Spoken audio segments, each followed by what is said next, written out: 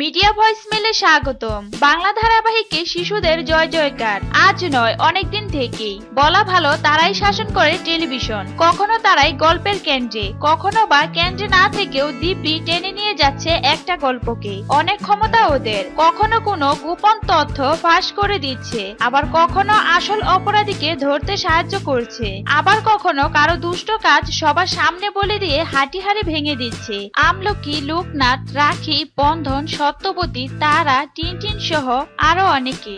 আজ এদের কে না চেনে। ঝিলিক, আমলকি আর পটল অবশ্য আজ আর আসে না দর্শকের বাড়িতে, তবে আবার এসে পড়লো বলে। এহেন ছোট উস্তাদরা বাংলা টেলিভিশনে তথা বড় পর্দায় আরো আসবে, চলেও যাবে। এদের ছাড়া গল্পের রং লাগে না।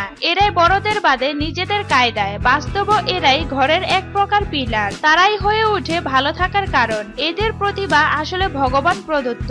এই প্রসঙ্গে একটা কথা বলতেই হয়, হারিয়ে যেতে দেওয়া চলবে না এদের। একটা ধারাবাহিক শেষ হলে অন্য একটাই ছোট্ট একটা রুল হলেও করতে দিতে হবে তাদের, যদি তারা বা তাদের পরিবার রাজি থাকে। কারণ আজ যেমন ওদের উপস্থিতি ছাড়া ধারাবাহিক সম্পূর্ণতা পায় না, এমনও তো হতে পারে আগামী দিনে এদের মধ্যে থেকেই কেউ না কেউ শাসন করবে আমাদের বাংলা ইন্ডাস্ট্রি। এই ছিল আজকের আয়োজন। ভিডিওটি ভালো লাগলে লাইক, কমেন্ট, শেয়ার ও সাবস্ক্রাইব করুন। নিত্য নতুন ভিডিও পেতে মিডিয়া ভয়েসমেলের সাথে থাকুন।